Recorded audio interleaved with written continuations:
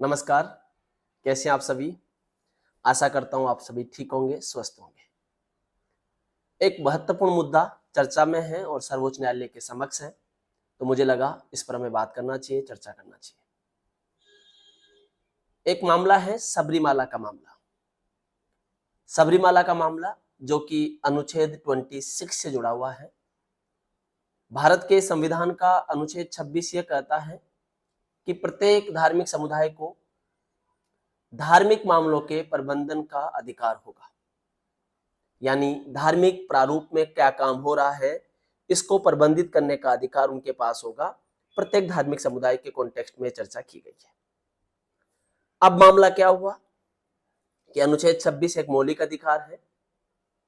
तो केरल में एक मंदिर है, भगवान अयप्पा स्वामी का मंदिर, और भगवान अयप्पा स्वामी एक ब्रह्मचर्य प्रवृत्ति के देवता थे। क्योंकि वह एक ब्रह्मचर्य प्रवृत्ति के देवता थे, तो केरल के इस मंदिर में 10 से 50 वर्ष की जो महिलाएं हैं, उन महिलाओं की प्रवेश को यहां प्रतिबंध कर दिया गया। और क्या कहा गया कि मासिक धर्म के दौरान महिलाएं यहां एंट्री नहीं कर सकती, यहां नहीं आ सकती। यानी कि जिन महिलाओं को पीरियड्स होते हैं वो महिलाएं मंदिर के अंदर नहीं आएगी, ऐसा मंदिर प्रबंधन ने कहा और इसके पीछे तर्क दिया। मामला केरल विधानसभा में जाता है। केरल विधानसभा ने भी एक बिल पास करके कहा कि बिल्कुल सही है, मैनेजमेंट ने जो डिसीजन लिया है वह ठीक है। और उसके बाद 1991 के आसपास केरल हाई कोर्ट ने भी इस बात को स्वीकार किया कि जो विधानसभा ने बिल बनाया है वह ठीक है, उसमें कोई दिक्कत नहीं है। लेकिन इसको 2006 के आसपास यंग लॉयर्स एसोसिएशन ने सुप्रीम कोर्ट में चुनौती दी। जब सुप्रीम कोर्ट ने इसको चुनौती दी तो उन्होंने स्पष्ट किया और यह बात कही कि जो सबरीमाला मंदिर में महिलाओं के ऊपर प्रतिबंध लगाया गया है, पाबंदी लगाया गया है, वो भारत के संविधान के कुछ अनुच्छेदों का उल्लंघन है। अनुच्छेद 14 कानून के समक्ष समानता की बात करता है। अनुच्छेद 15 लिंग के आधार पर भेदभाव की मनाही करता है। अनुच्छेद 25 व्यक्ति को धार्मिक आचरण की स्वतंत्रता देता है। अब यहां पर क्या हो रहा है कि लिंग के आधार पर प्रतिबंध लगा दिया। तो 2018 में सुप्रीम कोर्ट की 5 जजों की एक पीठ ने इस पर सुनवाई की, और जब उसने सुनवाई की तो फैसला महिलाओं के पक्ष में सुनाया और कहा 4-1 से जजमेंट आया और कहा कि लिंग के आधार पर भेदभाव नहीं किया जा सकता, और इस आधार पर कि महिलाएं मासिक धर्म के दौरान वहां नहीं जा सकती या जिनको मासिक धर्म आता है वो महिलाएं वहां प्रवेश नहीं कर सकती, इसको ही क्वेश्चन मार्क कर दिया और कहा कि ये कहीं ना कहीं महिलाओं को अछूत की श्रेणी में रखता है।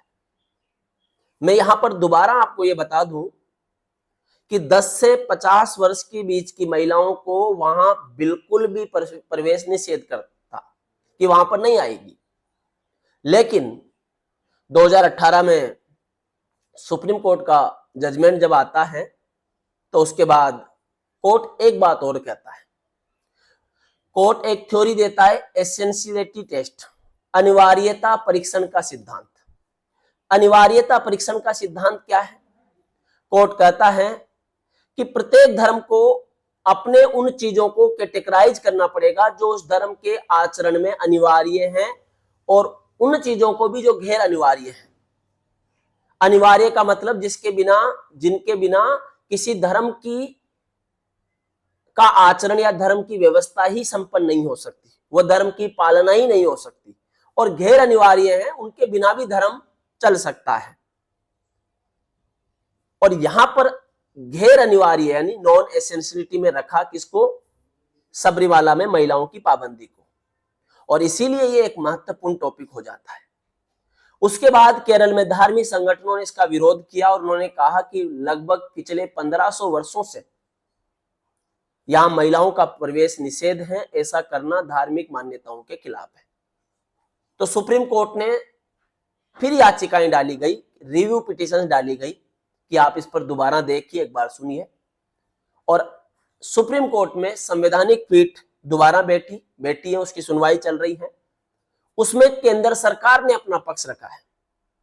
सॉलिसिटर जनरल तुषार मेहता ने सुप्रीम कोर्ट ने कहा है कि कोर्ट को धार्मिक मामलों के में हस्तक्षेप करने से बचना चाहिए।